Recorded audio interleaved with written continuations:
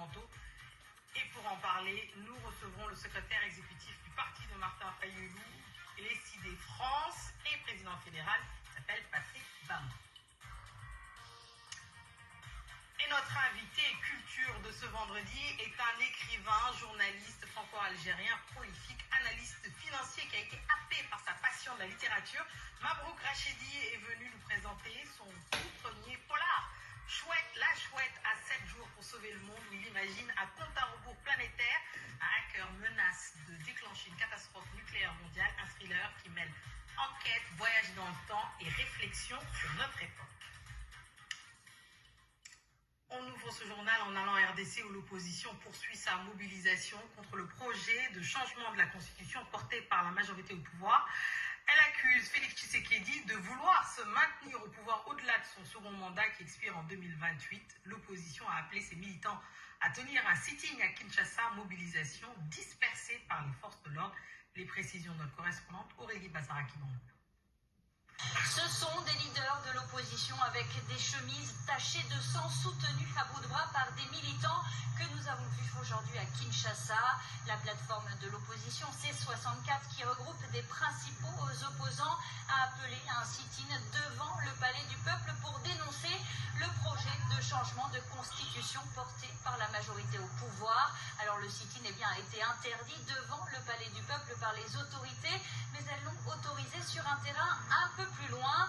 Un important dispositif policier a été déployé dans la zone. La situation s'est finalement tendue quand des centaines de manifestants se sont dirigés vers le Palais du Peuple. Les forces de l'ordre qui ont quadrillé les environs ont dispersé la foule. Martin Fayoulou, Délice Essanga et quelques militants ont été blessés. Le siège de l'ECID, le parti de Martin Fayoulou, a été saccagé, selon les militants, par des policiers et des membres se réclamant des forces du progrès, ces militants proches du pouvoir. Les autorités n'ont pas encore réagi et nous n'avons pas de bilan officiel. Néanmoins, cette manifestation de l'opposition congolaise contre le projet de réforme constitutionnelle a été, on l'a vu, violemment dispersée par les forces de l'ordre. Plusieurs figures de l'opposition, dont Martin Fayoulou, ont été blessés lors des affrontements. Et pour en parler, nous recevons Patrick Bamou. Vous êtes secrétaire exécutif de l'ECID, le parti justement de Martin Fayoulou. On a vu plusieurs blessés. Que s'est-il passé selon vous et qui porte la responsabilité de ces violences d'après vous? Merci madame pour cette question qui demande une clarification. Nous vivons maintenant dans un pays qui subit la terreur. Félix Tshisekedi est venu dans la tricherie. Il a renversé la vapeur, comme on peut le dire. Il a pris l'Assemblée nationale, si je pourrais dire le Parlement. Il a mis le Parlement dans sa poche et son projet était de balkaniser la RDC. Son projet était de vendre la RDC comme il l'a vendue aux États-Unis, en moyennant sa sécurité. Et aujourd'hui, Félix Tshisekedi a franchi la ligne rouge. Donc selon vous, il est directement responsable Il est le premier responsable de ce massacre qui vient de se produire à Kinshasa. Alors les mots sont un peu forts, si vous permettez. L'intégrité physique du président Fayoulou, un opposant qui a la probité morale, son intégrité physique a été touchée. L'intégrité physique du président Délice Essanga a été touchée et l'intégrité physique du président Jean-Marc Abound a été touchée.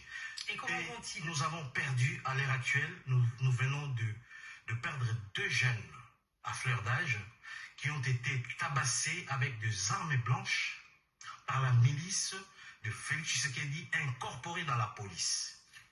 Ok, donc ça c'est votre opinion.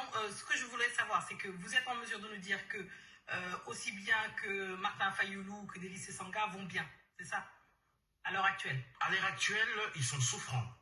Mais Dieu merci, leur vie n'a pas été ôtée. D'accord. Et ils sont chez eux? Pour l'instant, j'ai cherché à joindre le président Martin Fayoulou, mais je n'arrive pas à l'avoir. Je ne sais pas là où il se trouve à ce moment, et ça m'inquiète. Alors parlons de l'objet des manifestations. Le pouvoir assure qu'il ne s'agit pas de passage en force, mais d'une réforme institutionnelle. Pourquoi êtes-vous convaincu que c'est une manière pour le pouvoir de briguer un troisième mandat? Qu'est-ce qui vous fait dire ça? Parce que M. Félix Tshisekedi est venu vendre la RDC. Pourquoi vendre la RDC? Le pays est divisé en deux maintenant. Le Grand Kivu ne fait plus partie de la République démocratique du Congo. Et pour que cette situation, qu'on ne la déplore pas, il serait souhaitable que tous les fils et filles du pays se mettent autour d'une table pour voir et faire le bilan de ce qui s'est passé, comment on peut aller devant. Mais Félix ne veut rien savoir, donc le pays est en train de partir au vu et au su de tout le monde, et surtout au vu de la communauté internationale qui a ouvert ses yeux, mais qui ne dit rien. Aujourd'hui, nous pleurons nos morts. Nous avons enregistré plus de 40 blessés dans SID Lamouka et dans le parti en vol du président Sessanga. On n'a pas encore le nombre.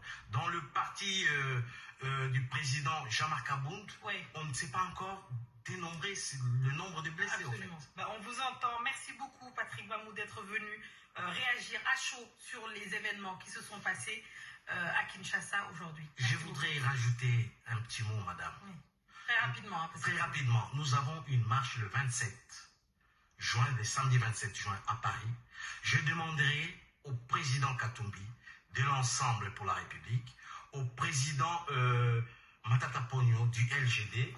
Ils avaient formé le C64. Les 3 leaders sont en train de se battre et je leur demande de venir avec nous, combattre le pavé dans Paris pour faire passer le message. Très bien. Merci beaucoup. La diaspora éternue et le Congo doit tousser. Merci. Absolument. Merci beaucoup. Merci à vous. Alors, toute autre chose à présent, on va passer à la culture avec un invité qui ne rentre dans aucune case. En tout cas, il n'aime pas ça. Il est écrivain, journaliste, animateur d'ateliers d'écriture.